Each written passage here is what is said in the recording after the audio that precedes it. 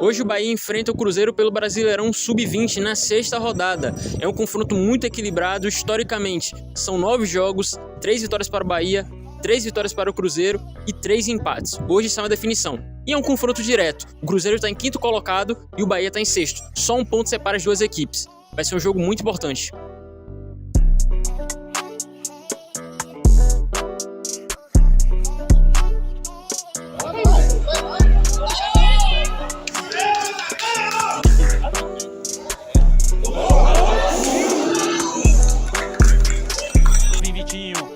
Procura alguém pra jogar, Lucas Aruba, camisa 10, faz o passe pra Vitinho, esses se conhecem, olha a passe da completa! Gol!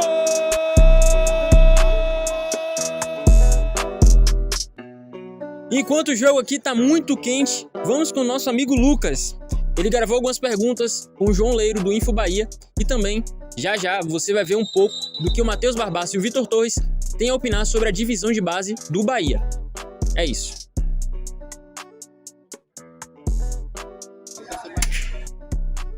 Fala galera, hoje estou aqui no estádio Pituaçu com ele, um convidado mais do que especial, João Leiro, ele que faz parte do canal Info Bahia e estamos aqui para bater um pequeno papo. Boa tarde, Leiro. Boa tarde, pessoal. Satisfação imensa estar aqui com vocês. Vamos falar um pouco de Bahia e divisão de base, né? Leiro, eu não sei você, mas quando o Bahia anunciou a venda da sua SAF para o Grupo City, uma das coisas que eu fiquei mais animado era na necessária reformulação e nas mudanças que as divisões de base do Bahia precisavam passar. Para você, quais as mudanças precisam acontecer para o Bahia se tornar um clube formador? Primeiro de tudo, o investimento do Grupo City é um investimento mais do que necessário, né? A gente espera, obviamente, esse investimento.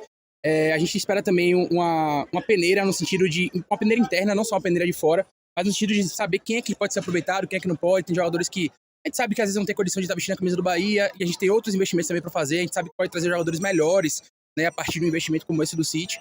Então eu imagino que o Bahia tem que fazer essa peneira interna, né? Saber quem é que realmente tem condição de permanecer e quem não tem, é o primeiro ponto. E depois a gente continuar fazendo os investimentos e, claro, nem todo jogador que vai chegar no profissional do Bahia, ele vai surgir da base. Eu acho que uma coisa que a gente tem que muito debater em relação a isso é a questão do papel da divisão de base no time principal. Muita gente fala, o Bahia não revela um Neymar, não revela um craque de bola, mas a base, às vezes, pra você revelar um Neymar, é uma vez em 1 milhão, né? Pra você revelar um cara na base, ele normalmente ele tem que ser um cara que tem que ser útil, né? Um jogador útil. Que aí você evita de contratar jogadores em demasia pro elenco profissional e você vai suprindo as necessidades do seu time profissional, né, com a sua divisão de base.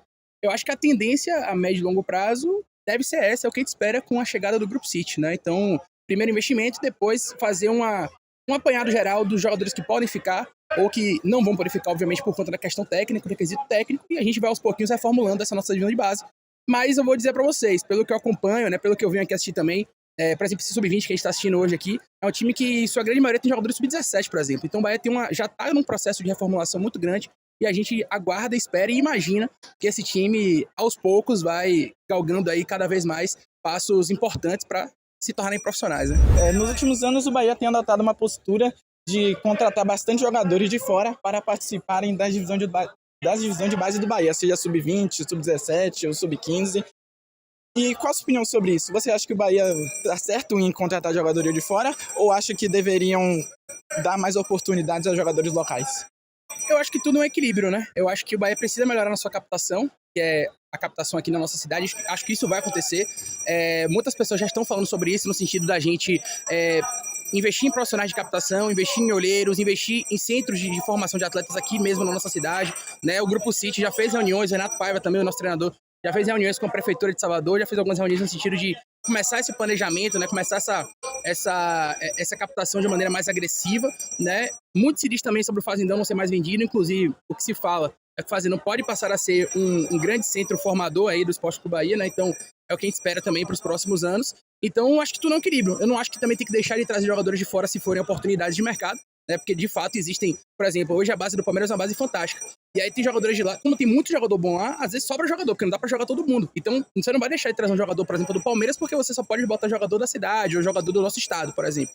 Mas eu acho que é uma questão de equilíbrio, né? Você tem que trazer jogadores de fora, mas óbvio deixando também os nossos crias aqui do estado, os nossos crias da cidade de Salvador também serem oportunizados, porque tem muita gente boa aqui. Inclusive, a base de muitos clubes do Brasil são compostas por jogadores daqui, né? A gente termina não aproveitando muito bem, mas outras equipes terminam vindo aqui, puxando desde cedo e aproveitando. Então, eu acho que a gente melhorando essa captação, melhorando todo esse processo, a gente tende a cada vez mais evoluir a nossa divisão de base, e claro, é um processo a longo prazo para que o profissional também comece a usufruir também dessa estrutura. Querendo ou não, você como influenciador também pode ajudar um atleta indiretamente, por meio de informar ou até cadenciar as críticas nas redes sociais. Para você, qual é a importância nisso? Fundamental, né? Não à toa eu tô aqui numa quarta-feira de tarde vendo um jogo do Sub-20, né? Nessa chuva que tá aqui em Salvador. Então faz parte do processo, é fundamental, né? A gente, sempre que pode, a gente tenta alavancar o futebol de base. Eu sei que não é muito o tema dessa entrevista, mas a gente também faz isso com o futebol feminino, por exemplo, né, que é outra questão importante também, é uma minoria, digamos assim, né, a gente sabe que é uma realidade dificultosa no cenário do futebol, então a gente tenta fazer isso tanto com o feminino quanto com a divisão de base do Bahia, e claro, a gente, por exemplo, já levou lá no podcast Patrick Veron, Gabriel, Matheus Bahia, que é cria da base do Bahia também, já passou pelo podcast, o próprio Matheus Teixeira, que chegou de fora também do Palmeiras, mas já foi lá no nosso podcast, então, sempre que a gente pode levar atletas da base, ou então, de alguma forma, botar eles em evidência, a gente tenta fazer, né? Recentemente agora também, a gente até fez uma publicação nas redes sociais, né? Exaltando, depois o Bahia também fez, exaltando o Patrick Veron, porque ele, desse time do Bahia profissional, o único jogador que foi campeão baiano sub-15, sub-17, sub-20, bicampeão e campeão profissional pelo Bahia, né? De campeonato baiano. Então, a gente vai, sempre que pode, acompanhando, né? O Gabriel, por exemplo, que já falou no podcast, a gente mantém uma relação boa de se comunicar, de amizade. Ele tá em Portugal agora, emprestado lá no Portimonense, e a gente sempre se comunica. O Gabriel acabou de fazer uma assistência, né, lá em Portugal. A gente fez essa publicação, fez essa nota lá para evidenciar o futebol do Gabriel, né? A gente tem alguns contatos lá também em Portugal, inclusive no próprio Portimonense, né? Tem um amigo nosso que trabalha lá na divisão de base, nas canteiras, né, como eles dizem lá. E aí, nas camadas jovens, e ele dá sempre informações, ele passa feedbacks pra gente em relação ao goleiro Gabriel. Então a gente tá sempre, obviamente, tentando informar, né, deixar eles em evidência o máximo possível, afinal eles são ativos do clube, né? Quanto mais eles estiverem em evidência, quanto mais eles estiverem bem, o próprio clube, que é o clube que a gente ama, o clube que a gente apoia, o clube que a gente divulga também, é o nosso produto, né, também vai terminar saindo muito bem. Então o nosso papel, com certeza, de influenciador, né, de comunicador, enfim, de informar mesmo, é muito importante essa questão. Voltando aqui com o segundo tempo de Bahia e Cruzeiro pelo Campeonato Brasileiro Sub-20. O Bahia abriu o placar no primeiro tempo com Guilherme Brito. Depois de um contra-ataque, o Bahia faz uma tabela na entrada da área. E quando entra na área, o Guilherme Brito faz o gol para abrir o placar para o Bahia. Com muita chuva aqui, agora já está melhorando. Vamos para o segundo tempo. O Bahia tentou muito, o Cruzeiro também. Só que o Bahia conseguiu o gol, teve bola na trave. Agora vamos para o segundo tempo.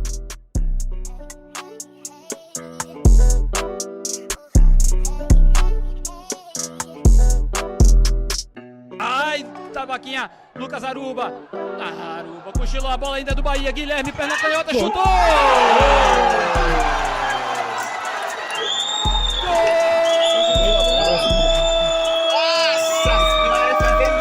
É do Bahia!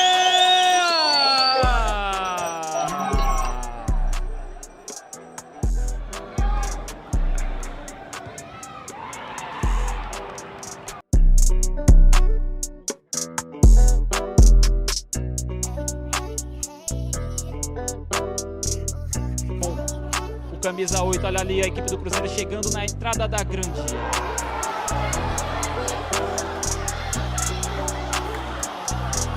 Oportunidade do Bahia, último minuto de jogo. Foi pra cima, 1 contra 1, driblou o primeiro, passou, tentou o golaço!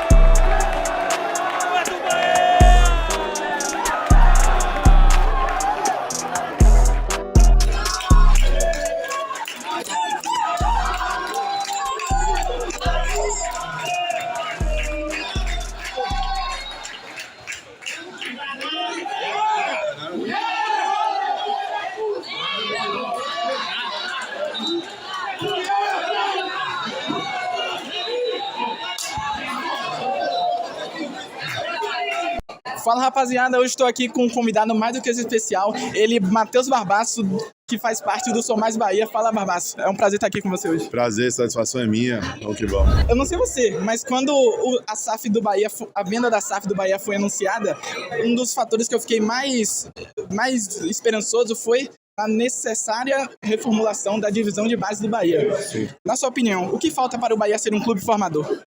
Cara, é começar de baixo, né? Todo o processo de base começa pela captação, iniciação. o resultado não é colhido de imediato, a curto prazo, a gente sabe como é que funciona. Minha esperança é isso, do City estar com uma estrutura forte, uma estrutura capacitada para poder não só formar grandes talentos, mas encontrar também grandes talentos para poder potencializar a capacidade deles aqui no Bahia. Então, enfim, eu acho que é com isso que eles podem agregar. E você tendo toda uma estrutura capacitada, a tecnologia usada em torno disso, voltada para isso, certamente ajuda demais na captação. Nos últimos anos, o Bahia tem adotado uma postura curiosa que é contratar jogadores de fora para participarem das divisões de base, sub-20, sub-17, sub-15. Na sua opinião, isso é uma ação positiva do Bahia ou você acha que o Bahia deveria valorizar mais os atletas locais? Cara, quando isso é feito de maneira pensada, né, de maneira articulada, quando você vê um ou outro nome encontrado, já pré-formado assim no sub-20, faz parte do processo. Quando se tornar algo corriqueiro, frequente, é porque alguma coisa está errada no processo inicial de busca, de formação, e tem que ser repensado algumas coisas. Eu acredito que agora, com o City, tem acontecido mais contratações para sub-15, sub-17, ainda há um tempo para que esses atletas possam aperfeiçoar algumas valências e crescer dentro do clube, mas gerava estranheza, sem sombra de dúvidas, o fato de chegar muito jogador para o sub-20, já com todo o seu processo de desenvolvimento e formação dentro da base praticamente feito, né? Então, enfim, agora é importante e interessante a gente ver que tem jogadores chegando ainda muito novos para serem desenvolvidos dentro do Bahia e, se for local, melhor ainda, porque gera identificação, gera personalidade, o DNA tricolor que a gente tanto fala e cobra acaba sendo desenvolvido. Querendo ou não, você como influenciador também tem um papel importante no desenvolvimento dos atletas. Como, por exemplo, você pode informar, cadenciar as críticas do torcedor através das redes sociais e das lives que vocês fazem com o Vitor e com o Neto no Sou Mais Bahia. Qual a importância disso para você? A importância é grande. Eu acho que nenhuma cultura muda do dia para a noite. Há uma cultura dentro do Bahia hoje de pouca valorização da base. O torcedor, ele quer resultados imediatos, isso é normal, faz parte. Mas você só conquista respaldo e credibilidade em alguma categoria, como a categoria de base, quando esse trabalho começa a gerar resultados, começa a convencer, né? Então, acho que uma coisa está atrelada à outra. O Bahia tem que formar mais atletas para poder convencer o torcedor e o torcedor também fazer o seu papel, entendendo que é necessário ter paciência, compreensão, para poder também contribuir para a formação desses atletas e não atrapalhar o processo, né? Enfim, é algo que não vai acontecer já amanhã, mas eu tenho certeza que agora, com toda a capacidade que o City tem de investir em jovens atletas, com toda a expertise que eles têm para isso, o torcedor vai começar a compreender um pouco mais, entender um pouco melhor o processo, e com isso a gente vai começar a fazer com que a engrenagem possa rodar melhor. É isso, muito obrigado por acompanhar. Valeu. E é isso, um jogo emocionante nesse final, um 3-3, 2 gols do Guilherme Brito, um gol do Thiaguinho no final, no apagar das luzes, o Bahia empata. É claro que a vitória seria muito melhor, mas o Bahia ainda continua na briga para conseguir a vaga para a próxima fase do Campeonato Brasileiro Sub-20. O Bahia está em 5º colocado, com 10 pontos, juntamente com o Cruzeiro, que tem 10 pontos também, e também o Atlético Paranaense. Agora é se reconstruir, pensar no próximo jogo, e é isso. Hoje finalizamos a nossa cobertura, fizemos algumas cenas, fizemos algumas perguntas, entrevistas, falamos com pessoas importantes, e é isso. Até a próxima.